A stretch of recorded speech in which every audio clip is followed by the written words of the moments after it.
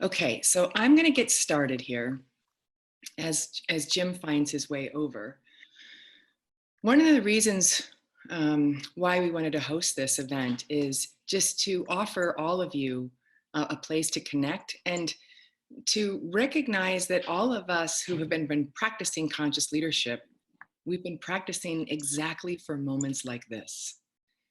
This is the time when all these years of learning how to shift in the moment, in the midst of threat, here's our chance to really see what that looks like when we have so many unknowns showing up in our own personal worlds and the world around us.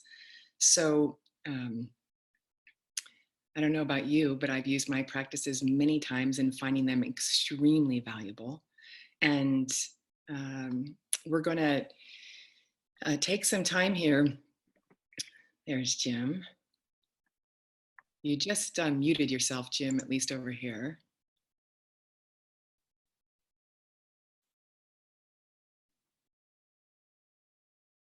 Can't hear you yet. Okay, saying I can't. There you got me? Gotcha. Well, I think I have a sip of coffee. You get to practice. We all get to practice right now with things not being the way we imagined they were going to be, which is what this is all about. Yeah, absolutely. So hi, Diana. Hi, everybody. Hey, Jim.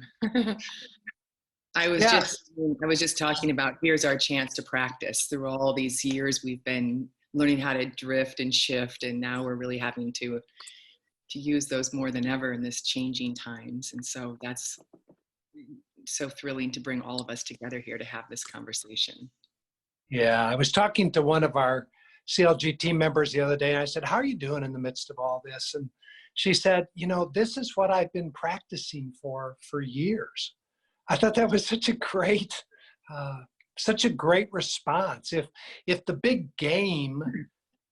biggest game that we're up to is what does it mean to be an awake human being or a fully present person, or the most expanded version of yourself, then it's through times like this that we get opportunities to practice the very things that we and countless other teachers are bringing to the world as an opportunity to expand, to grow, to wake up, to become present people. So yes, here's to practice. Here's to practice. So have you covered the logistics, Diana, that we'll be on till for 90 minutes until the bottom of the next hour? It's a webinar, so no one can be heard except me and Diana, but we really do welcome your questions and your comments. We'd love it to be a dialogue and to track back and forth with each other and really, really provide a community of support. That was our desire. We wanted to get together and offer support to each and every one of you for what's going on in your world. So the intention is to create a community of support for the next 75 minutes or so, and to offer you some tools and do some practices and then respond to whatever your needs or questions might be. So I'd like to begin. We've already got lots of questions, so we're thrilled about that. And for those of you who might have just joined, it's the Q&A button at the bottom where you ask your questions. All right.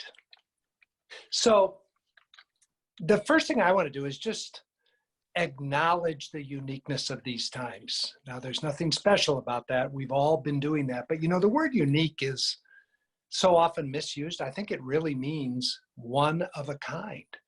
And it's arguable that for many of us, this is a one-of-a-kind experience in so many ways and at so many levels.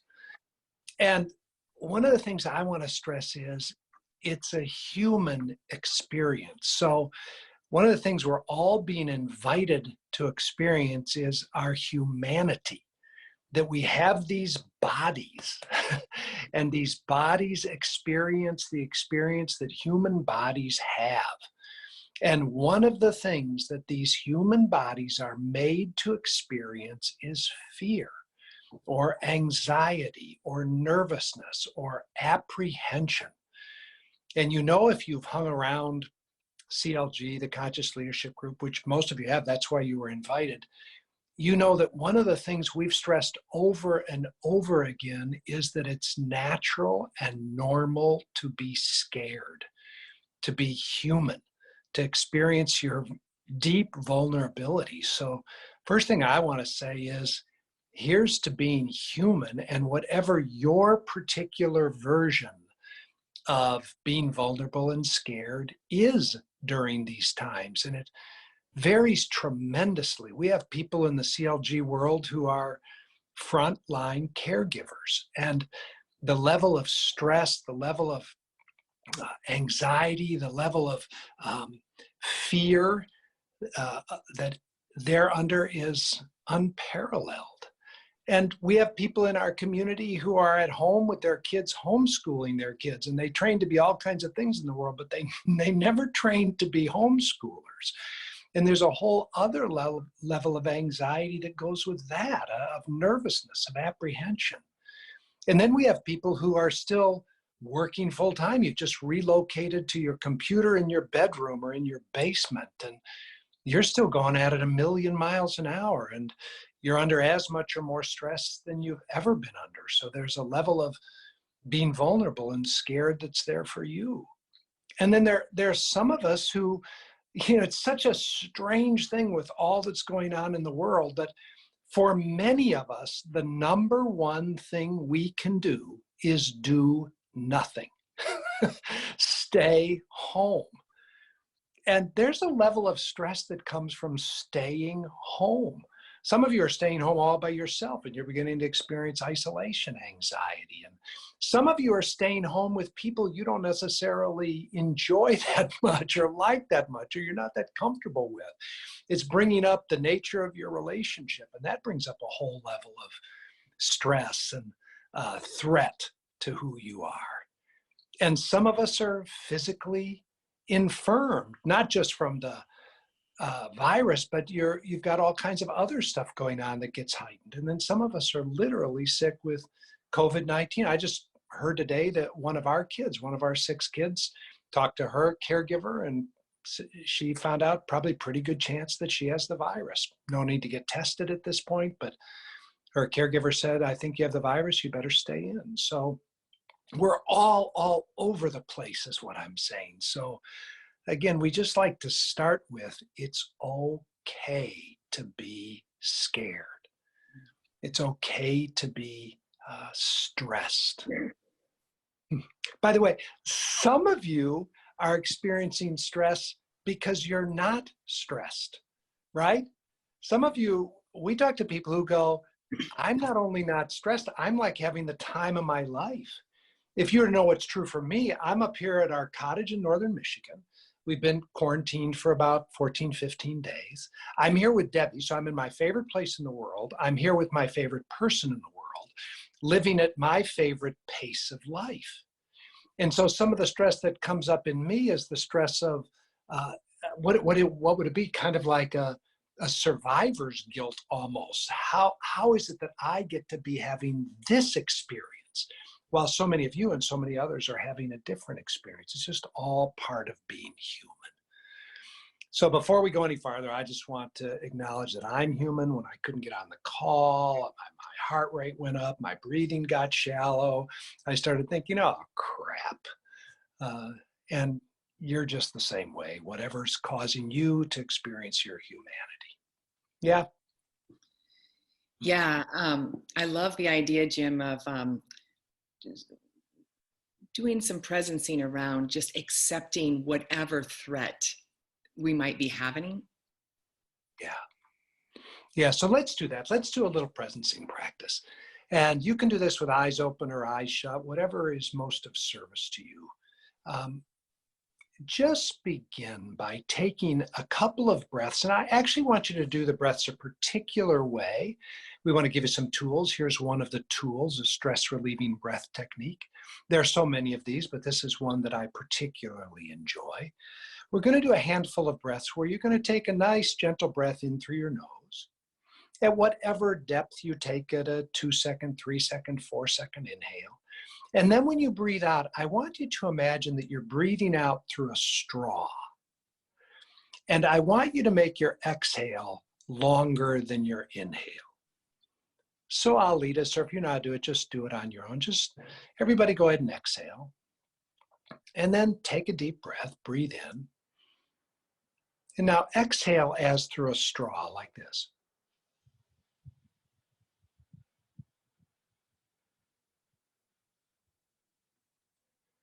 Then inhale.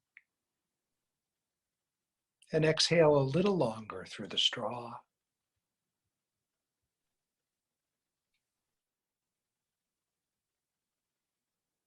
Let's do 2 more of those. Nice gentle inhale. And exhaling through a straw.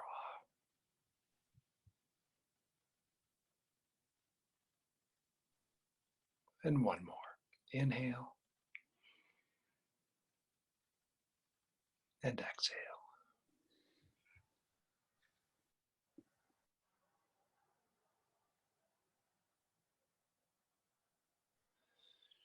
And now just as best you can, just let yourself be. Just be.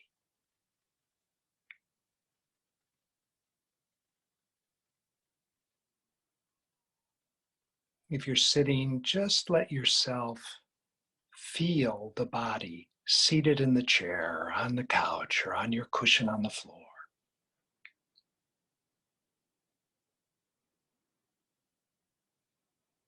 And as you're seated there, see if you could just let the body have the experience it's having. So there's a set of sensations, whether it's the pressure of the chair under your seat or your feet on the floor.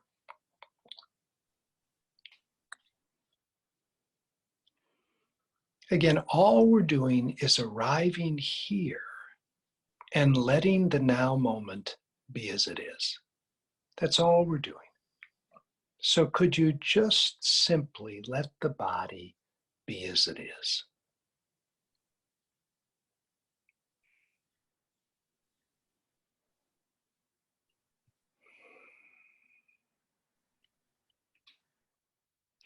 And then could you let whatever sounds are being heard just be as they are? So whether it's the sound of this voice or the sound of your body or the sound in your home or your apartment, the sound in your office or outside. Notice the sounds and see if you can just allow them. Just let them be. Just letting your body be, letting the sounds be. So all you're doing is relaxing into witnessing what's occurring and letting it be. You're noticing it and allowing it.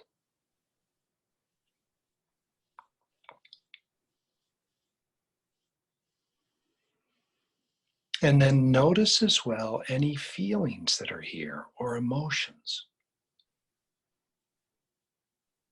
And the ones that are here right now.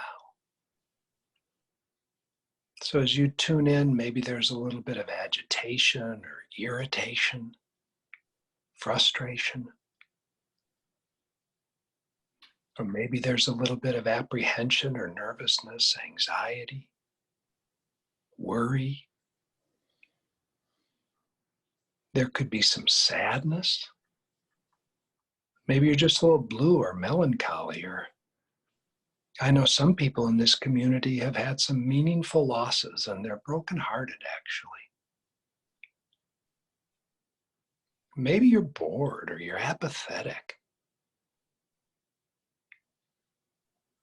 And some of you in this moment might be peaceful, might even have some happiness or joy. Whatever feeling is here, could you just simply let it be here as best you can?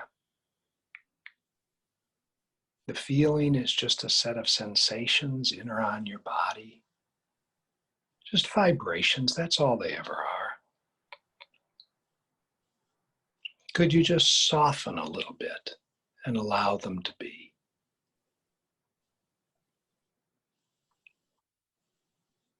So we're just giving ourselves a moment when, as best we can, we're just welcoming what is. The pressure of our seat in a chair. We're welcoming the sounds. We're welcoming the feelings.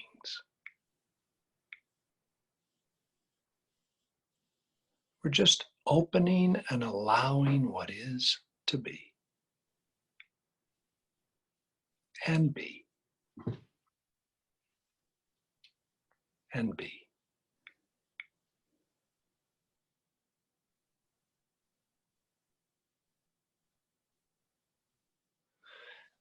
And I want to invite you to just notice, if you just stay here now, and you allow what is to be,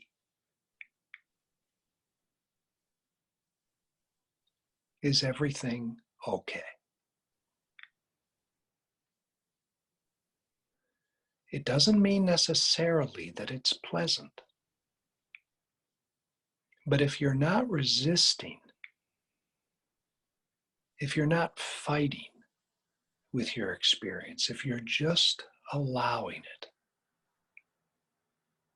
then you're just witnessing life unfolding just as it is. Just being.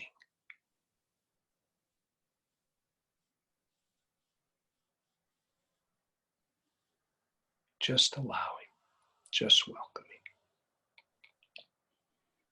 I'd love to add, Jim, that I notice lots of sensations in the body, and so I be with them.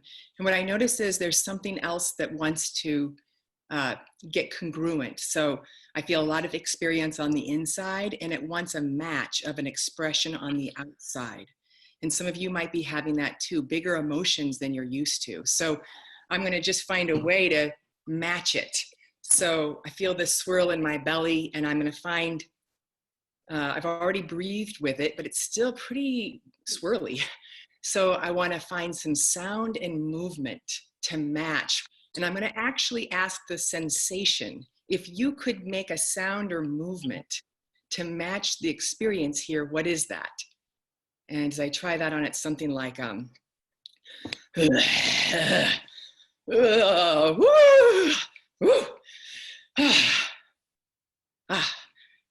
that was a match. And I noticed though, all those sensations having space now to move through rather than staying sort of stuck, with me just managing them by noticing them, but not letting them express themselves. Yeah, so what we're doing here in just the opening couple of minutes is we're letting ourselves be with what is. We're just letting ourselves be. So what we discover is that in order to suffer, in order to be in a really triggered state, we have to be resisting what is. And in this case, resisting, if you just take your hands and put them together like I'm putting mine together, resisting is pushing against life.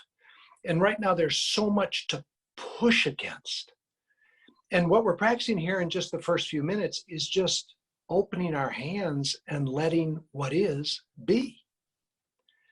And that's what Diana's doing when she tunes into her body, and her body is in a roiled up state.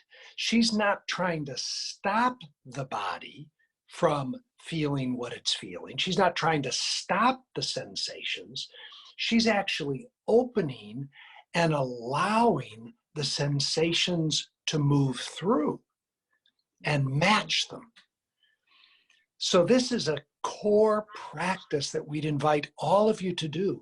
What you'll discover is in these moments of life when we feel so out of control, when when we're feeling in such a state of overwhelm, the natural tendency for many of us as humans is to brace against life, to fight life.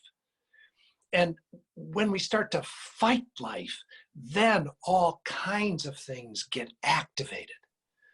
Whereas if we just simply can start to dance with life a little bit more and allow life and flow with life like Diana was doing, we find that there's a freedom, there's a peace that comes from being with life that way. This is nothing more than acceptance. So if you've been around us for a very long time, you know, we only ask 4 simple questions. The first question is, where are you? Are you in a threatened state, or are you in trust? Are you reactive, or are you present? Are you in fear, or are you surrendered in love? And what we're saying is part of being human is we're going to be reactive and threatened and in fear a bunch of the time. So we just locate ourselves. Where am I? Well, I'm below the line. It's okay. But then the next piece is, can I just accept myself for being where I am? Can I just accept myself for being scared? So we're just inviting you right now to just accept yourself for being exactly where you are.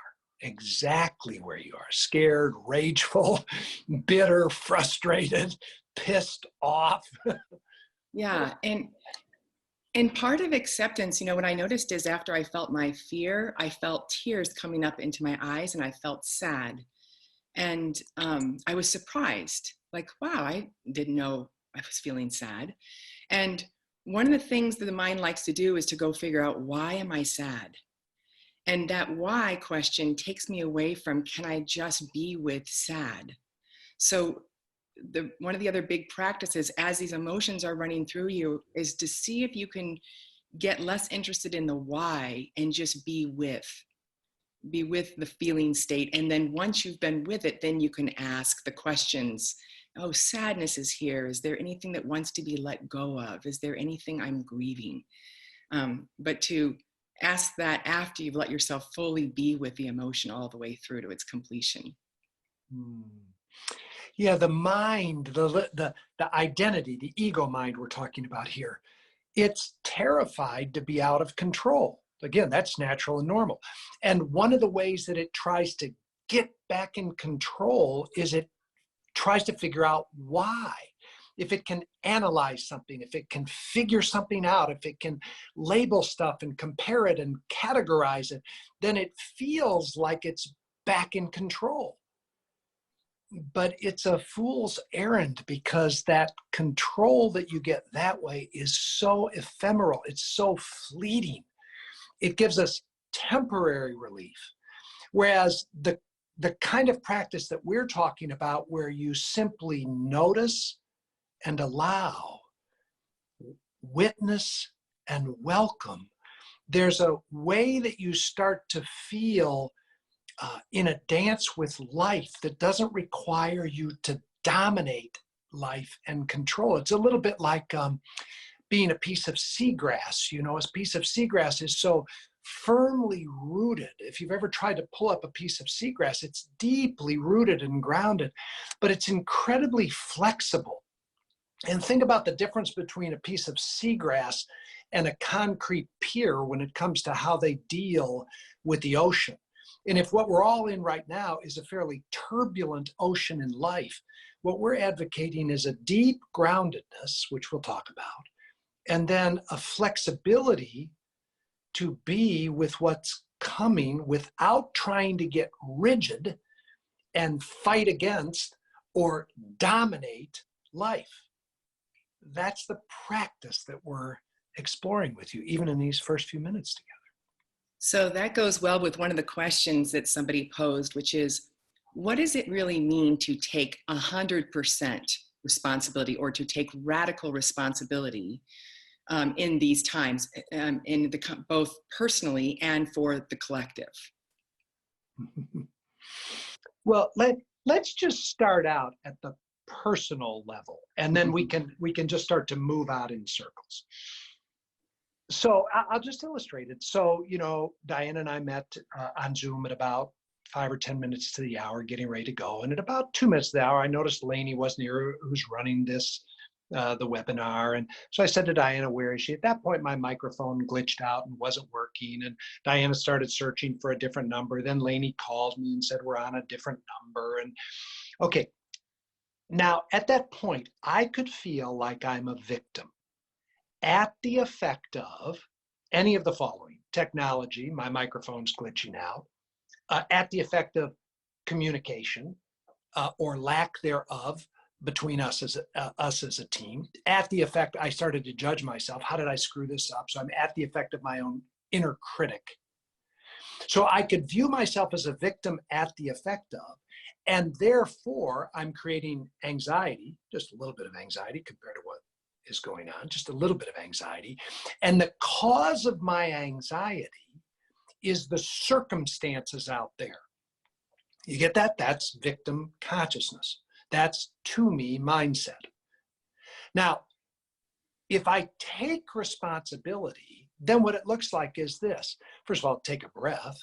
And then second, I can see that the computer or the scheduling or the Zoom address isn't upsetting me. They aren't the cause of my upset. I am responsible for my upset. Literally, I am upsetting myself. I am frustrating myself. I am scaring myself. And then if you ask, how are you doing that, Jim? If we wanted to scare and upset ourselves, how would we do it? And then what I would discover is that I'm upsetting myself by what I'm believing and being attached to being right about what I'm believing. So I'm believing that I should be on the call when it starts. I'm believing that my microphone on my computer should work. I'm believing that, and then my mind just takes off. It's irresponsible. We're these people who teach 100% responsibility in keeping our agreements, and I'm going to be late for the call. Now I'm extrapolating out into I'm a shitty leader. This is a complete, blah, blah, blah. But notice the way that the anxiety is arriving in my body is through my attachment to my beliefs, especially being committed to being right, that it shouldn't be happening the way it's happening. So I can take 100% responsibility by simply saying, well, I'm scaring myself. I'm nervousing myself. How am I doing it? I'm doing it by believing these thoughts. So now I'm not blaming anybody, including myself. Now, here's the key shift move there. The key shift move is that after I took a breath or two, I thought, how could this whole experience be for me, or for Diana, or for all of you? In other words, if I see it as a problem, technology is a problem, then I'm going to be reactive and look to blame, which is the opposite of 100% responsibility. I'm going to blame the computer, or I'm going to blame communication, or I'm going to blame myself. But if I go to, wait a minute, what if this is for me? What if this is here for me to experience something, learn something?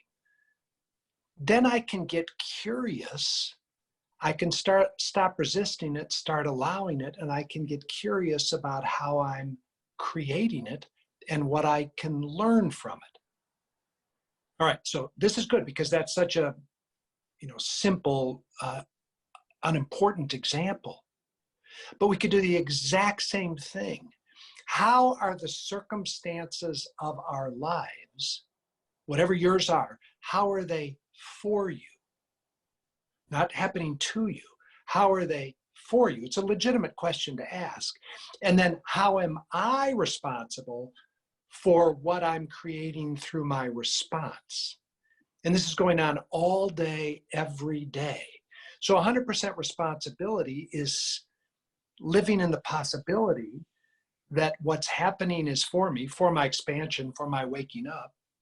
And I can be responsible for dancing with it in a way that allows me to take 100% responsibility for my experience. So that's at the micro level of our lives individually.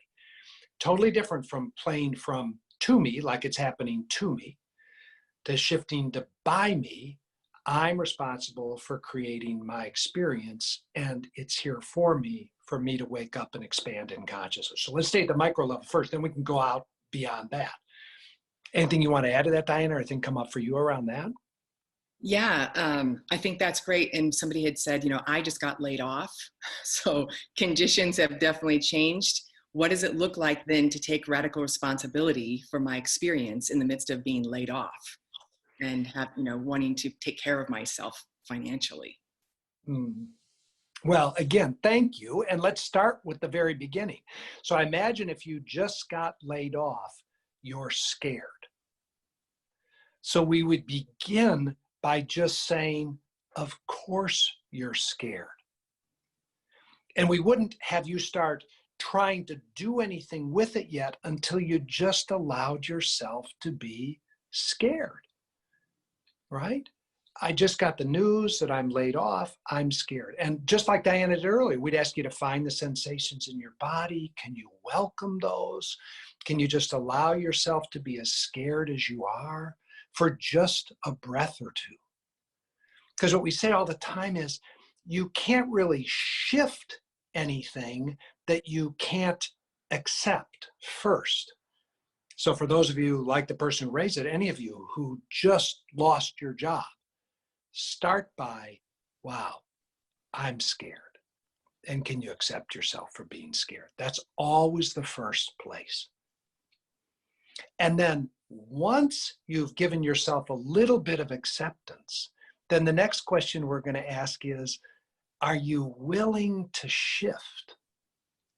Now that's a real question. Like, are you willing to be with the content of your life? So the content is you got laid off.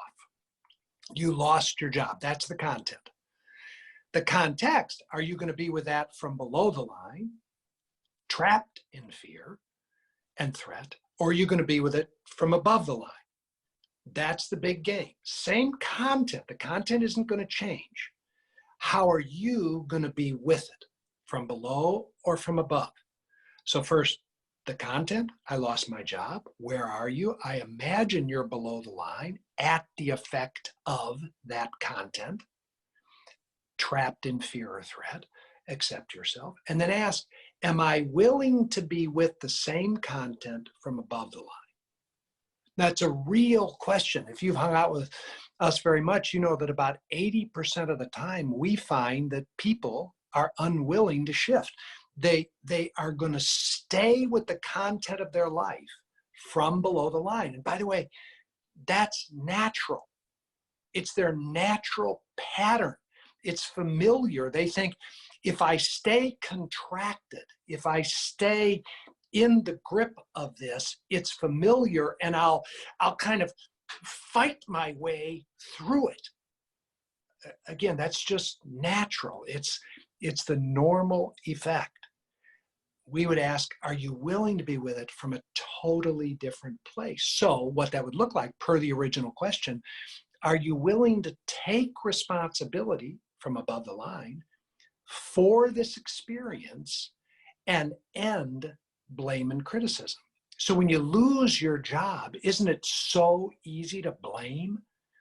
Blame the economy, blame the virus, blame your employer or your teammates. You could even blame yourself. Oh, if I would have performed better, maybe I wouldn't have lost my job. That's below the line. Something is wrong and somebody's to blame. Natural. We're asking, would you be willing to let go of blame and instead get curious? Let go of being right that this shouldn't have happened and open up to being curious about what you could learn, how this could be for you. Wow, are you willing to shift? So that's the big question for all of us, day in and day out. When you feel yourself contracted in fear, are you willing to shift after you accept yourself? I love looking at, from above the line, looking at everything like, what do I get to learn specifically from this set of conditions, from these circumstances that I might never get to learn in any other way? Like there's gold in these hills, like, wow, I lost my job. What gets to happen here? I'm trapped with my family. What do I get to learn here? I've been enjoying hearing all the learnings people are having when they're staying open and curious about these particular circumstances and what they're inviting us to wake up to. It's really a decision, isn't it? It's a decision to get more interested in learning than in being right, that it shouldn't have happened. More interested in learning than in defending a position. More interested in learning than being in that familiar place of being reactive. And if we get more interested in learning, then we get on the big ride. The big ride of, wow, this is a big deal. What's this here to show me, to invite me to be, to help me to see? Now, Diane, I'm aware that somebody asked for specific 100% responsibility and then going to the macro. So what does it look like in the midst of what is going on now to start to take 100% responsibility for the collective? What comes up for you around that and your dance with the collective, or the thread that you are in the collective tapestry? When you start playing with 100% responsibility, what comes up for you there? I was just responding to somebody's question. I missed your question. Yeah, my question is, somebody had asked earlier, what does it look like to take 100% responsibility, not for the micro, my experience of life, Yes. but as we start to move out to the collective? Yes. If we each take our 100% responsibility, what does that start to look like as you play that game? Yeah, so one of the things that I've been doing is just starting to take a look at, how did I co-create all of the challenges that people are having? Like, what are the systems that I've agreed to, that I've in some way been naive to, that are set up that allow some of us to thrive more than others in circumstances like this? How have I been complacent? I've also been thinking about the idea that, yes, people are dying, but thousands of people are dying all the time of all kinds of things, more than COVID. So how have I been, paying attention this now, but not necessarily in the past? I'm just taking a look at, what is all of this here to wake me up to, and what's my part now in creating a win for all experience here. And I only have that which is in my control, and I have to pay attention to what's in my control and what's not in my control. And sorting those files is really key, because otherwise I can overwhelm myself very quickly with thinking, I've got to go save the world somehow, and feel, then get stuck there. So Diana, let's stay on that sorting the files piece, because this is a big practice, an incredibly useful tool in the midst of times like this. So can you just say more about what you mean by what's under your control, what isn't under your control, and how you dance with that in the midst of life like this? Right. So for example, I'm not able to control much about specific details of people over in Atlanta, Georgia, for example, or any other place, but I can focus on what's going on in my own neighborhood. Where do people need help here? How can I reach out here while taking responsibility for being part of the social isolation? So I look for, where do I have some control? And how can I take actions from that place? Versus wishing I could help, but not really helping anywhere. Yeah, beautiful. So let's do a practice. So here's what I'd like you to do. Everybody think of something in their life where they're currently experiencing stress. Probably not going to have to go very far to find something, some situation, some circumstance, some relationship where you're currently experiencing stress or upset. And begin by just allowing that to come into your consciousness. What I mean by allow it to come to your consciousness, imagine it's a movie and just allow the movie to play. So you can see people, or you can see images, you can hear sounds. So you're just allowing the movie to play. And then as the movie of this stressful situation or event starts to play, notice if feelings start to come up. Just allow those to come up. And then see if the body starts to have some sensations. So we're actually calling up a stressful occurrence in our life. So now the movie's playing. Now, either literally, if you have a piece of paper and a pen, or create a little T-chart, on one side, put what's under your control. And on the other side, we're going to put what isn't under your control. Things under your control, things not under your control. So now you're going to allow yourself to imagine this situation of stress. And as things come up, you're just going to write down whether it's under your control or not under your control. So let's say you're at home with your kids and you're homeschooling.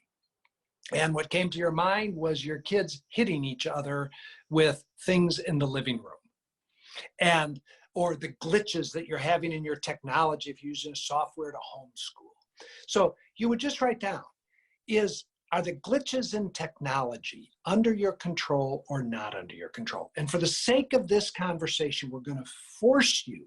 It's either yes or no. Under your control, not under your control, not under your influence. If it's under your control, you can literally make it different now. Yeah, like what I hear everybody talking about is not being able to control people, their elder parents or other loved ones they call risks, right? That's a popular one I hear. I don't get to control that my dad still chooses to go to the grocery store. Right. Yeah. And I can upset myself with stories about that. You shouldn't be, and I can express my wish that he had his groceries delivered or that he didn't go out, but I don't get to control that. So it's this recognition of that is not under my control. So you're just making a list, thinking about a stressful situation and just sorting the files, going back and forth. Under my control, not under my control. Under my control, not under my control. And you might have 2 or 3 on each side, 3 or 4. Good. So now you've got your T-chart, under my control, not under my control. Now, what you're going to discover is that you're stressing yourself and upsetting yourself and triggering yourself when you are placing your attention on things that are not under your control and perseverating on them, ruminating on them. You're just getting going on them. This is what happens a lot with our mind. Remember, the mind wants to get in control, and it thinks it gets in control if it just keeps ruminating on the thing. So the tool here, and I first heard this from our mentor, Gay Hendricks, the tool here is to make the choice to move your attention from things that are not under your control to things that are under your control.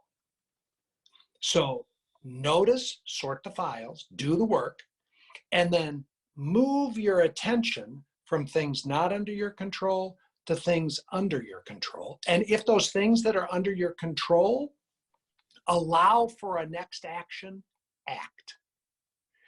Now, what happens here, and by the way, that's a tremendous act of 100% responsibility. What happens is that when we are perseverating on things not under our control, our nervous system gets reactive because it feels out of control. It feels at the effect of, it feels in overwhelm by what's going on. So it's just going to get into its fight, flight, freeze reactivity.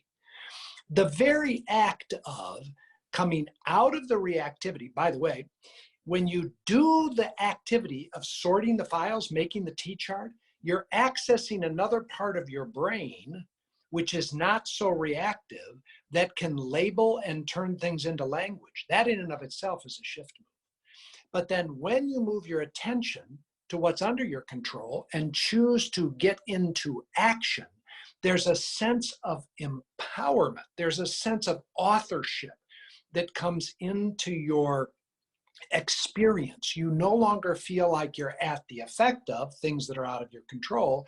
You feel like you're at cause for making choices and taking action. So remember, we said there are these simple questions. Where are you? Above or below the line? Can you accept yourself? A couple of minutes of loving kindness and acceptance. Not easy. We get that. And then, are you willing to shift? So now we're giving you a shift move. Sort the files. Move your attention. Take action. And just see what happens as you begin that process.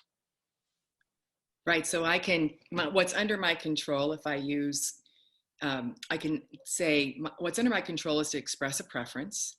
What's under my control is to send some data. What's not under my control is whatever they choose to do. And what is under my control is to feel my own feelings and live the choices I believe are best myself. I can control that. So putting my attention back on that brings me back to taking my radical responsibility. And then my practice is not to make them wrong or blame them for not honoring my preferences, and to recognize that's all just coming from judgment of wanting to be right, that I know the right way. And then I go do my separating out fact and story there is that I have a story, you going to the grocery store. The facts are you go to the grocery store. My story is that it might be more dangerous. And can I unwind the story and recognize it's a story and I don't actually know for sure that it's true. So this is great. So if we took that example, Diana, we would say, okay, here's a formula for upsetting and stressing yourself, right? So here's the formula. There you are in Northern California, and I imagine, are your parents in Florida, someplace in Florida? Right. So separated by geography, separated by time and space and age. So formula for stressing yourself. First of all, get all the way over there into your parents' business. So get over there into their business, what they choose to do, what they don't do, whether they are healthy or unhealthy, whether they survive or don't survive. All of that is sitting over there in their business. So you're sitting over there in Northern California and you say, it'd be a good day to stress myself. So I think what I'll do is I'll start ruminating on my parents. And then, of course, you could call your parents or email or text your parents and you could hear they're going to the store. And then you could really start ruminating on something that's not under your control, whether they go to the store. And so now you're going, they shouldn't be going to the store. You could say to Matt, hey, Matt, they're going to the store again. You could text your kids, they're going to the store. You could text your siblings, start gossiping about them going to the store, all the while getting going on something that is not under your control. Instead, you could say, wait a minute, what my parents do in that regard is not under my control. If you wanted to, you could actually, little shift move, grant them the right to be who they are and do what they do. This is a big act. Visualize your parents and go, I grant you the right to be who you are and to do what you do. Instead of thinking, I know the better way, I grant you the right to be who you are. So now you release them to be who they are. And now instead of ruminating on what you can't control, now you go, okay, I would like to send them this information. If they're going to go to the store, here's a great video on how to shop in the healthiest way. Or here's a great video on how to bring products into your home and clean them up. But not from a desire to control them. You've granted them the right to be who they are and to do what they do, but from a desire to simply be in relationship and let yourself be known about how you're being with them and you. So now you're sending that, not from below the line, desire to control them, force them. You're sending it from above the line, from a place of just offering what is yours to offer to them. The reason you'll know this is how they respond will determine whether you send it from above the line or below the line. Because if you've granted them the right to be who they are and do what they do, and they write back and say, we didn't watch your video, we think we got it figured out, you would go, I granted them the right. They didn't watch it. Okay, great. So we're introducing a couple things here. Fact, control, not control, and then you brought up fact versus story. So this is another powerful shift move, right? Yeah. And this is, what's a fact, what's unarguable, what would a video camera record, and what's a story, what's a belief, a judgment. Sorting those two out is tremendously important. And again, many of you we've spent hours with, and you know that our experience is that facts never cause upset, never. It's stories that cause upsets. Facts just occur in life. Stories we make up, our identities, our egos, our control fixated, righteous little beings in there make up stories about the way the world should be and the way the world shouldn't be. And then when the world shows up the way we don't think the world should show up, we get activated and try to control the world. All of that is story. So another shift move we want you to be reliably practicing during this season is sorting fact from story. Get the facts out and then notice the stories you're making up. Good. I'm interrupted. Here's a great question. It says, I'm in a position where I need to renegotiate many agreements around money in my life because my income has changed. Do you have any tips for doing that and avoiding entitlement and story? So I thought this might be a good one to use as an example. Okay, great. Well, the first thing we do is we just ask you to take that circumstance of your life and write down the facts. The facts might be, I made X, now I make Y. The facts might be, I signed this lease agreement. The facts might be just whatever the facts are. So unarguable, this is the key, they've got to be totally unarguable. And then you write down whatever stories you're making up about that. Like if I just stay with what you tossed out in the question, you might be making up a story like, people will be upset if I renegotiate my agreements, or people shouldn't be upset if I renegotiate my agreements. So you would just start to notice, what stories are you making up about your relationship to money, how much you have or don't have, and what stories are you making up about how you or people are going to be with your current circumstance around how much money you have. So again, we would sit down and invite you to do this. And then we would ask you, would you be willing to examine each of these stories and see that the opposite of the story could be as true or true as the story? Would you be willing to let go of being so right about your story? Now, the reason we do all that with you before we'd answer your question is, how do we recommend that you say it or communicate it? And we say all the time, people ask us this all the time, how do you say so-and-so from above the line? Or how do you say such and such from above the line? That's really not the important question. The important question is for you to notice your consciousness.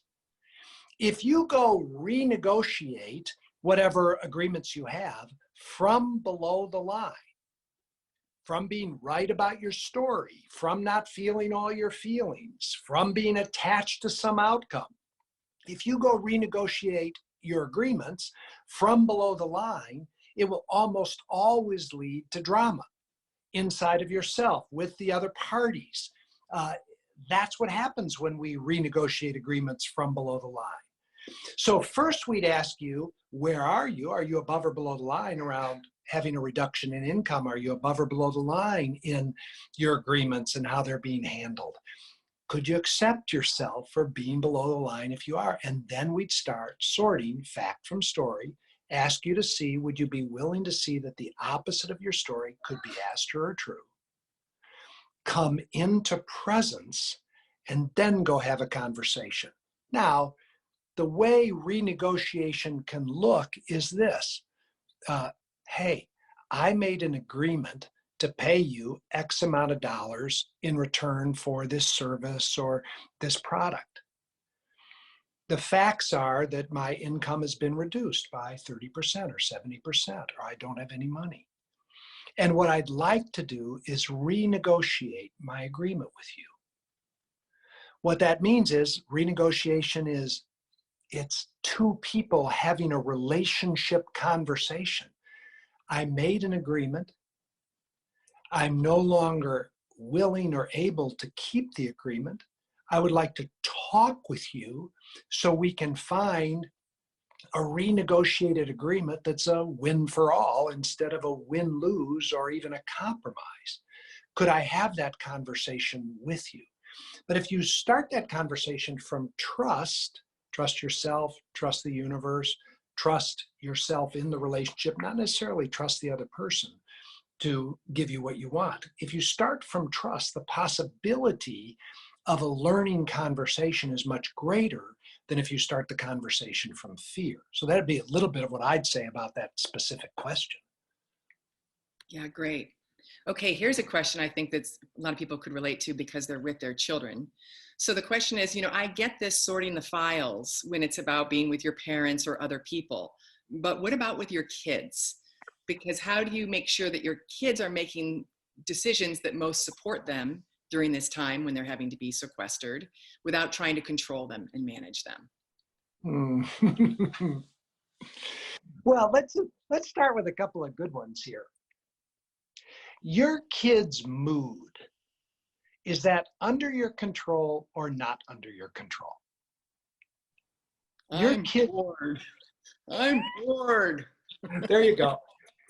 Is your kid's boredom under your control or not under your control? Now, it's real. I can hear somebody saying, it's under my control. I can solve their boredom real quick. Sit them in front of the TV and put on this video and they won't be bored. Well, are you absolutely positive? Can you know with absolute certainty that they won't be bored if you do that activity? I think if you're honest with yourself, the answer is no, or boredom just might manifest itself a different way. Whether or not your kids are upset, frustrated, is that under your control? By the way, we could broaden this out. Whether or not your significant other or your roommate is happy, is that under your control? Whether or not your parents are peaceful, is that a big idea here? Other people's internal experience, including their emotions, their thoughts, their stories, are not under your control. Well, a sure way to frustrate the hell out of yourself as a parent is to start to try to control what is uncontrollable in your children. So everybody just take a breath to that, because that's a big idea. Most of us as parents believe that our job is to control what is uncontrollable in our children. But what if that's not your job? See, let's just say this. Let's say your kid is sitting over there frustrated for whatever reason. In the old school of thought, one thing that's true is you believe that you can control their frustration. First of all, under that, you believe they shouldn't be frustrated. They shouldn't be upset. They shouldn't be bored. They should be having a different experience than they're having. So you're automatically locked into believing that your story is true and right. They shouldn't be frustrated. Well, would you be open to the possibility that frustration or boredom could be exactly what they should be experiencing? Just try this on hypothetically. So there's nothing over there in their boredom or their frustration that is wrong, that needs to be fixed. Just try it on. What if it's the perfect experience for them to be having to learn what they most need to learn to grow and develop as a person? Well, if you look over at your child and they're frustrated or bored, and you think they shouldn't be having that experience, and you think that you can fix, feel, heal, deal with that experience, then you're going to act a certain way. And if you do that from below the line, a lot of times you might get temporary relief. You can narcotize them with the right video, Or you can get temporary relief because they'll get short-term happy, and that'll feel good for a minute. It'll feel better to you, feel better to them. But you won't have dealt with the underlying issue, which first of all could be empowering your kids to take 100% responsibility for their own experience. If you're above the line and you look over there and your kid is bored and you don't get triggered and you go, wow, so boredom is here. That's cool.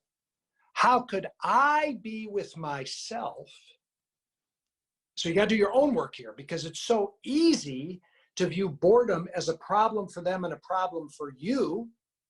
So now you're trying to resolve it because you think it's a problem in you, and you're trying to fix it because you think it's a problem in them. What if it's not a problem? So now, from presence, having breathed yourself, you could say, oh, sweetheart, you're bored. Tell Dad what your boredom is like. What does it feel like?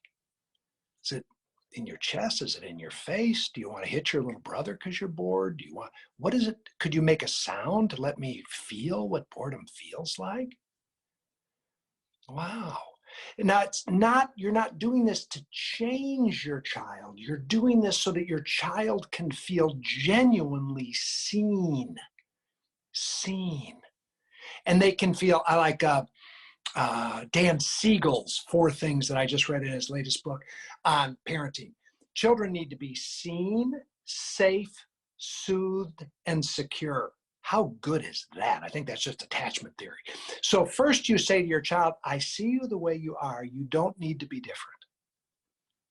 And I see me the way I am, and I don't need to be different. So first I just want to see you, like, let me really see you. What's it like for you?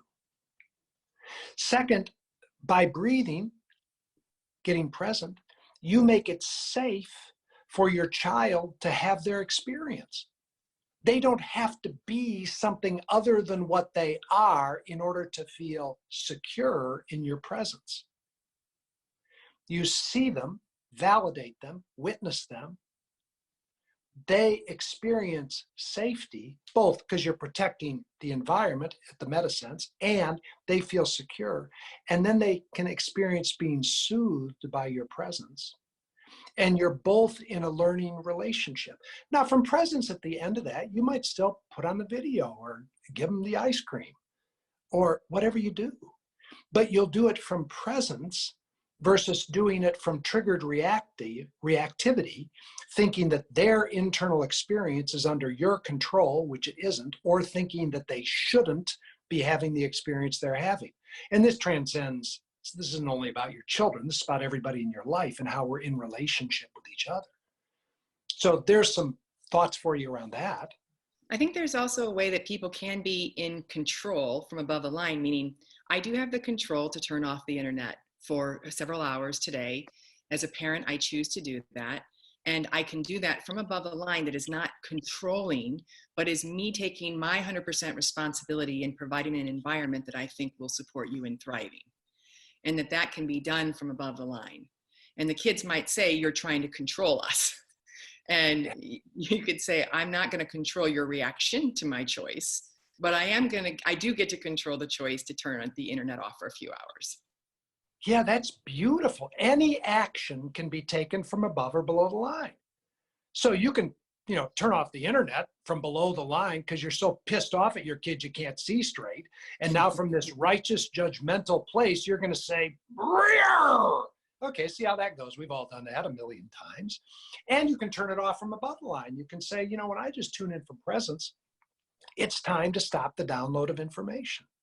And so now the kids start wigging out and you say, God, you're perfectly entitled to have your experience. By the way, from above the line, you can also say, if your kids are old enough, you can say, listen, it's perfectly okay for you to have your anger, but I don't want to be here in the room with you while you do it.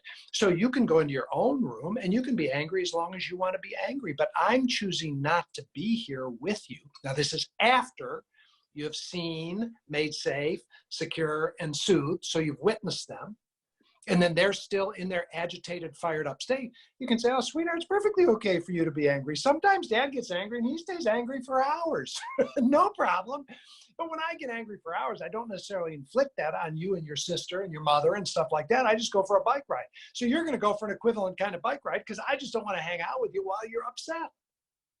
and you go work it out a little bit, and I'll check in with you to make sure you're still safe and you haven't blown yourself up or your room or your sibling or something like that. You can set incredibly clear boundaries from above the line that don't require you to be righteous or right. One of the places that kids get hooked in is, that parents get hooked in is they think they have to be right. Like the kid says, why are you turning off the internet? Let's just say.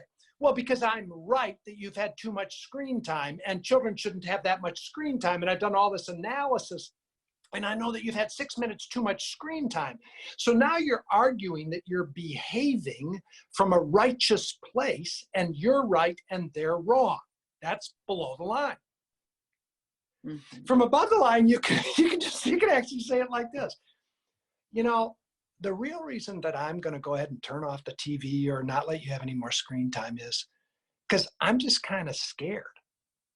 And I'm over here on my mind making up the story that this isn't good for you. I don't actually know whether it is or isn't. I've done some research on it. I don't know. But I'm going to not let you have any more screen time just because I'm scared.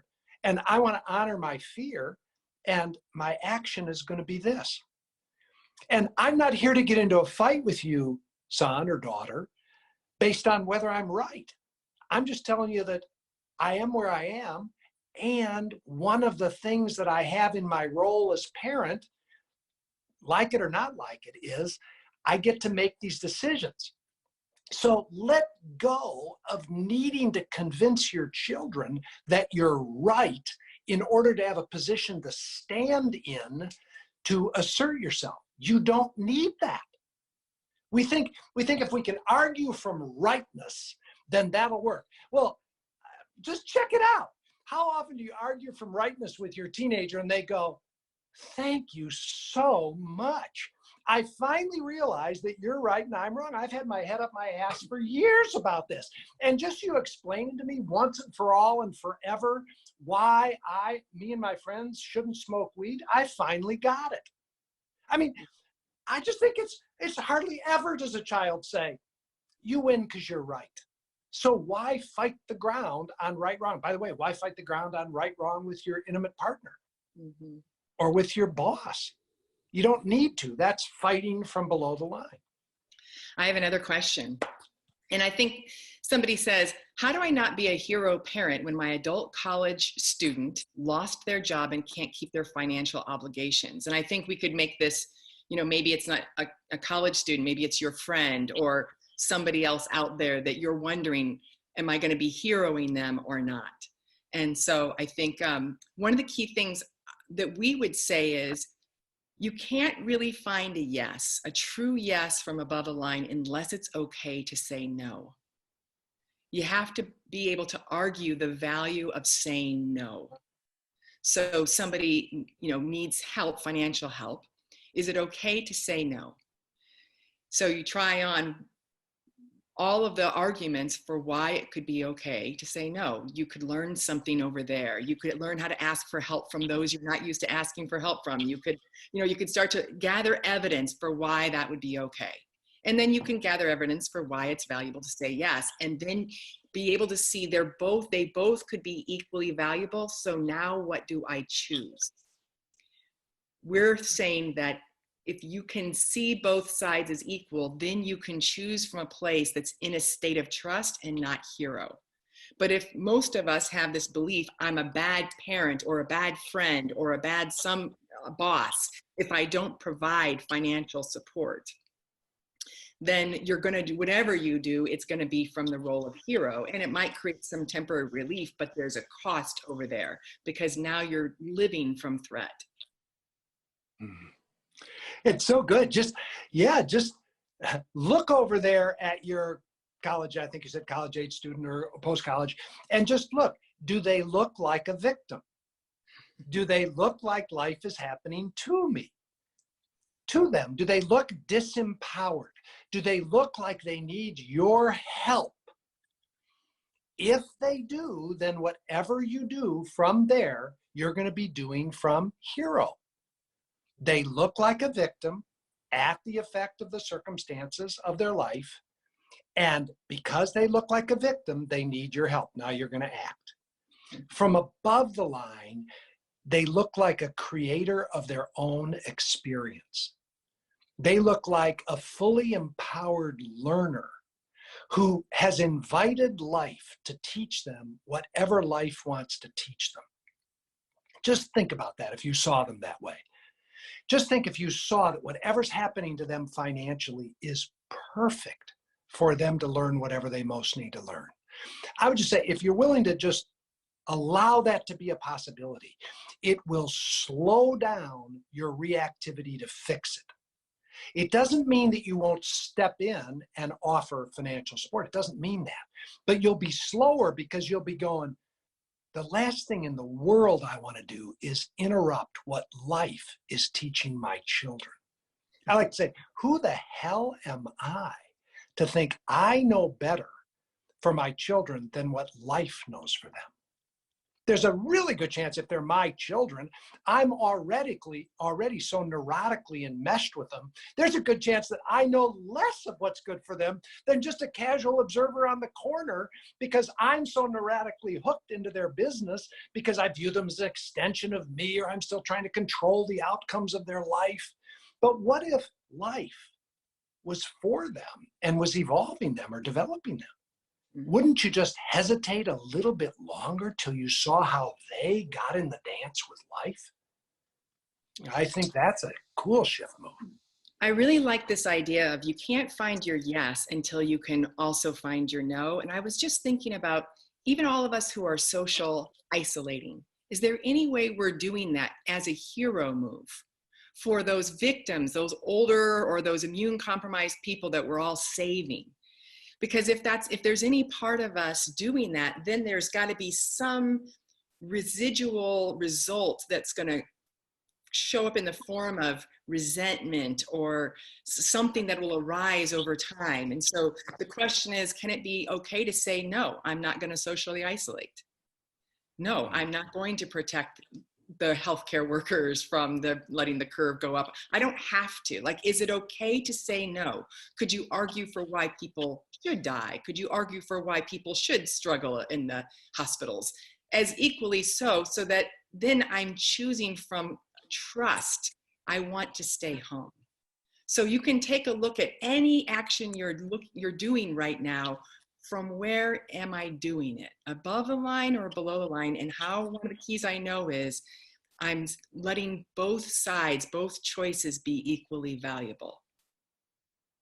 And so I choose not from being right, but because it's just what love wants right now. It's what I want. Yeah.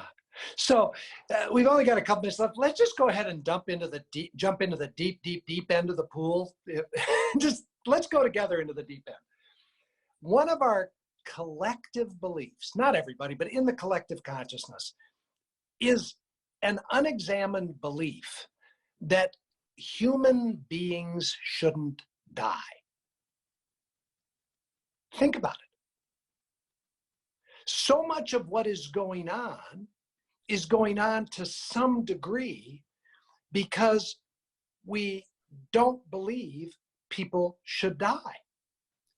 Or not die at a certain time. They could die when they're old and it's the end. That's the only time they can die. Or not die in a certain way. It's okay to die peacefully of a heart attack in the middle of the night in your sleep.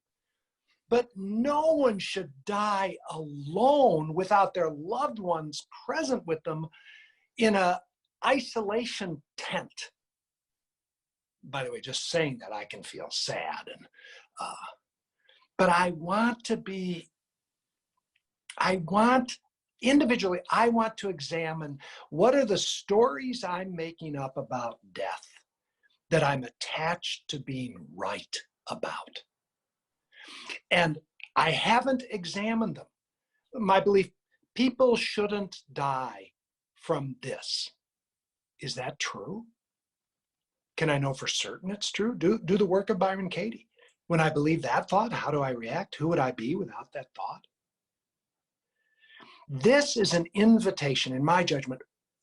What's going on for all of us, is an incredible invitation for us individually and collectively to unwind some of our core identities and beliefs that keep us contracted in fear. It's an invitation for us to lovingly, gently, in a friendly way with ourselves and with each other, start to unpack some of these things and explore what freedom looks like on the other side of it.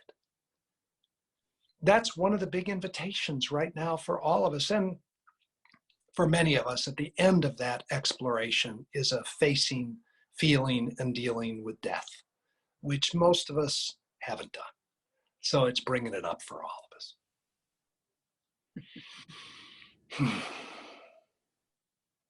Okay. So is it one more? There's one more question. I'm angry that people do not stay home. How do I deal with that anger? Good. So it's great. Let's just do a quick commitment number 3. So the feeling that's here is anger. Great. We would ask you, where is it in the body? Locate it. Get out of your head and your belief, people should stay home. Just get in your body. Maybe it's in your jaw, your shoulders, your fists. So what's the feeling anger? Where is it? Third question, what's it doing in the body? Is it hot? Is it pulsing? Is it twisting? And could you just simply allow the body to have its experience? Let the heat be there. Let the pulsing be there. And as Diana did at the opening of our call, could you match it just like she's doing? Maybe there's a movement. Take a tennis racket and go beat the shit out of your cushions on your sofa, or scream, or take a towel and twist it up and bite on it. What you're doing is you're inviting the body to do what the body does. The body will release it if you don't hold on to it. So you're angry. That's the feeling. Where is it in the body? Jaw and fists. What does the body want to do? Scream and hit. You do it for just a few moments, couple of breaths, then you check and you say, is it out of the hands? Is it out of the jaw? Did I match it? You check, and the body will tell you, yep, you got it. Or the body will say, nope, there's more. Do it again. By the way, this is a great thing to do with your children. Do this for your children. Then come back until you check and you go, nope, there's no more there. No more there. So now you led with the body and you let the body release anger. Then you could come back to the thought which stimulated the anger in the first place. People won't stay home, and people should stay home. So now you go back up into the thought and you go, can I absolutely know for certain people should stay home? So now you deconstruct your egoic attachment to being right about the thought, having felt your feelings all the way through in the body, and you go back and forth. Deconstruct the thought, get free from your limiting belief, let the body flow. Then once you've done those two things, the last thing you do is you say, that anger was here as an invitation for me to say no to something. What's that? That anger was here to show me that something isn't of service. By the way, it's not going to be for you to go control other people unless you do from love. Maybe you could be walking down the street and see somebody out and you could say, from love, not from being a controlling, righteous, terrified person. From love, you could have a conversation with somebody. But you would only do that after you released it from your body, deconstructed your attachment to being right about the thought, and then got curious about what you could learn. There you go. Beautiful. Okay, so we are about ready to end, and we want to talk with you all about a survey we would love for you to take to help us know more about how we can support you in these next few months. We want to make some offerings that are unique to these times and make them accessible and affordable to all. So we are posting up a link to a survey, and I'm not sure where that link is. Let's see here. Lainey or Erica, could you mention on the comments section where we can find the link to the survey? And we will, ideally, we'd love to have you fill it out now because we'd like to get some feedback on how this went for you. Would you like more of these, and also some other offerings that we have? So let's see here. Well, you figure that out. Our real desire is to be of support to you. And we think these are unique times for us to love and support each other. So we just want to know, how can we support you? What could we offer that would be really, really useful to you in the midst of all that's going on? And then we just want to create these things for you and get you radically supported in the midst of this incredible opportunity to learn and grow and wake up. You know, I think the link is getting, it's getting moved up the ladder quickly as everybody's making comments. So if you don't get access to this link, we'll send it out to you right away, and make sure our ask would be to take care of us by giving us information on how we can best support you. Would be such a gift back to us. Also, we have our Facebook page, our Twitter page, our LinkedIn page. If there are further questions that you have for us, you can pop on to our social media channels and reach out to us there. We check those regularly. And feel free to share any of the content that you learned here broadly with others. We really appreciate if this was valuable to you and you think it'd be valuable to others. We'll be recording this and sending you all the recording that you can share with others. And there at the bottom of the comments right now is the link. It's a SurveyMonkey link if you want to grab that.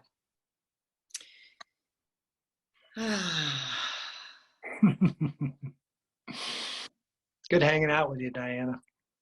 Yeah, so good to be with you. And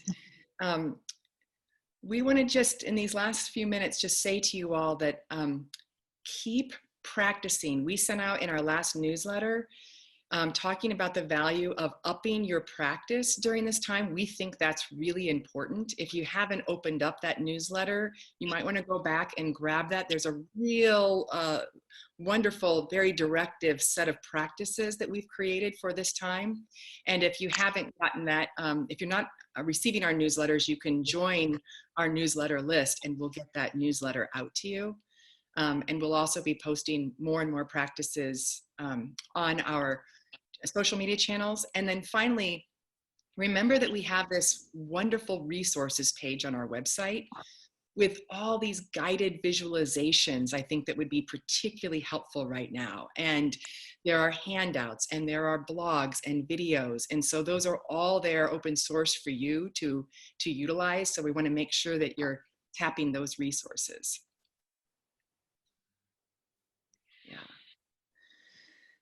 All right, you beautiful beings. Great being with you. Yeah, so wonderful to be with you all, and look forward to more connection here in these coming months. Mm-hmm. Okay. Bye-bye. Bye all.